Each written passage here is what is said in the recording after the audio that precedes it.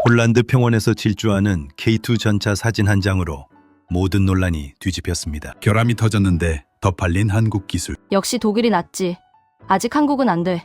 폴란드 SNS에서 이 말이 먼저 터져 나왔거든요. K2 전차 일부에서 오일 누유, 냉각수 누수 루머가 퍼지면서 분위기가 순식간에 싸늘해졌습니다. 빨리 가져올 때부터 불안했다.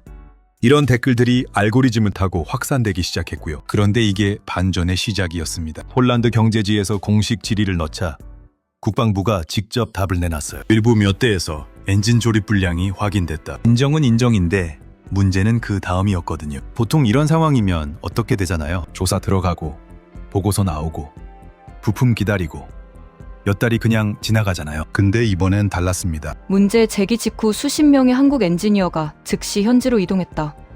이 한 문장이 폴란드 여론을 완전히 뒤집는 시발점이 됐습니다. 폴란드 최대 포털 사이트 댓글에서 좋아요 14,000개를 받은 베스트 댓글이 이랬어요. 불량보다 대응 속도가 더 놀랍다.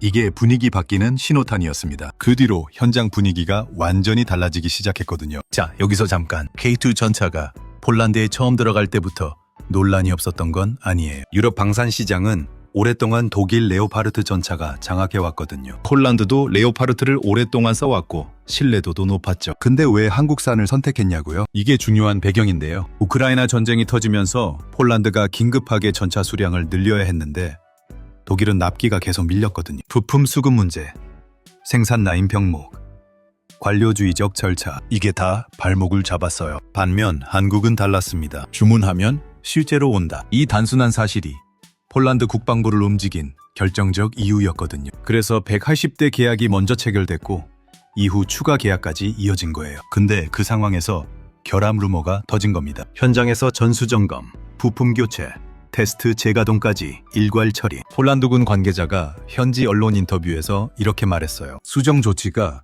예상보다 훨씬 빠르게 끝났다. 이 한 문장이 판을 바꿨습니다. 여기서 첫 번째 반전이 등장합니다. 폴란드 댓글 중에 이런 말이 나왔거든요. 독일산이면 지금도 부품 창고에서 대기 중이었을 것. 이게 단순 비꼬는 게 아니에요. 실제로 폴란드가 독일에 발주한 레오파르트 관련 장비 일부가 납기 지연 상태였거든요. 그 맥락에서 나온 말이라 울림이 더 컸습니다. 그리고 두 번째 반전이 여기서 터집니다. 논란이 채 식기도 전에 발표가 하나 더 나왔어요. 한국산 엔진 116대 추가 도입. 이게 무슨 뜻이냐면요. 사람이 신뢰를 깬 게 아니라 오히려 신뢰를 강화했다는 겁니다. 좋아요만 2,000개를 받은 베스트 댓글이 이랬거든요. 결함은 있었지만 숨기지 않았고 바로 고쳤다. 이게 신뢰다. 이 정도면 여론이 완전히 돌아선 거잖아요. 그냥 댓글이 아닙니다.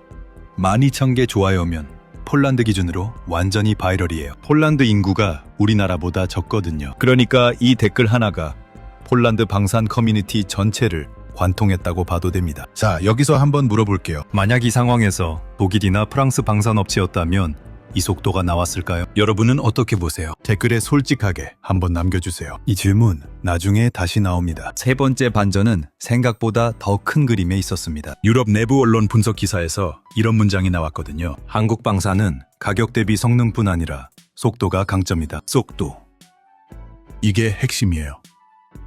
한국은 이미 K9 자주포, FA-50 경공격기 등에서 빠른 납기와 현지 대응 능력을 입증해왔잖아요. 이번 엔진 이슈도 같은 맥락입니다. 문제 발생 후 즉각 파견, 즉각 수리, 즉각 보고, 이 3박자가 맞아떨어졌다는 평가가 쏟아지고 있어요. 근데 이게 단순히 전차 몇 대 더 팔리는 이야기가 아닙니다. 폴란드는 단순 구매국이 아니라 현지 생산까지 추진 중이거든요. 기술 이전과 공동 생산이 핵심이다. 이 전략이 뭘 의미하냐면 단순 수출이 아니라 유럽 거점 확보예요. 폴란드의 생산 라인이 깔리면 다른 유럽 국가들에 납품할 때 폴란드를 허브로 쓸 수 있거든요. 지금 우크라이나 전쟁 이후 유럽 전체가 재무장 분위기잖아요. 폴란드는 GDP 대비 국방비 비율을 4% 이상으로 끌어올렸고 지금도 대규모 전력 증강 중입니다. 이 말은 뭐냐면 한번 신뢰를 얻으면 추가 발주가 계속 이어질 가능성이 매우 높다는 거예요. 루마니아, 에스토니아, 라트비아 같은 동유럽 국가들도 비슷한 상황이거든요. 지금 폴란드에서 만들어진 레퍼런스가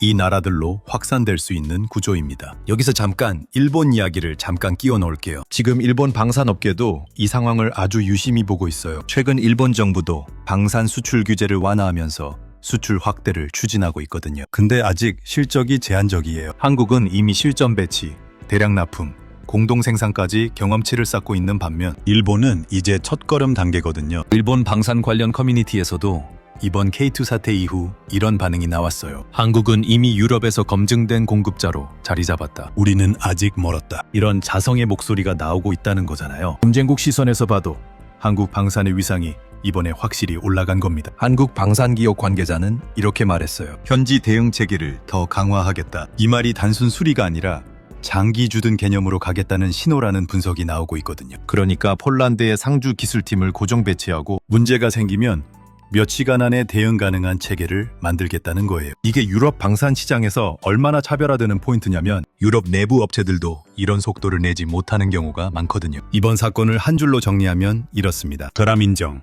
즉각 대응, 추가 수주, 116대.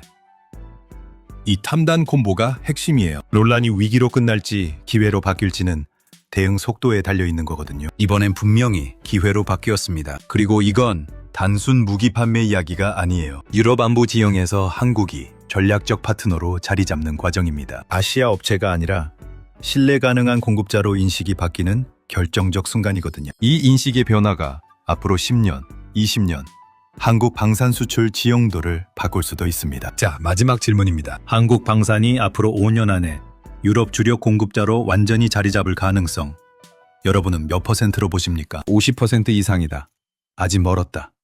이렇게 두 가지 중 하나로 댓글에 숫자로 남겨주세요. 여러분 의견이 데이터가 됩니다. 앞으로 폴란드 추가 계약, 현지 생산 확대, 그리고 다른 유럽 국가 확산까지 이어지는지 끝까지 추적해 드릴게요. 이 이슈 계속 같이 보실 분들은 구독 버튼 눌러주시고 오늘 영상이 인사이트 있었다면 좋아요 한번 부탁드립니다. 결함이 터졌는데 주문이 늘었다. 이 장면 여러분은 어떻게 해석하시겠습니까? 댓글에서 토론 한번 붙어봅시다.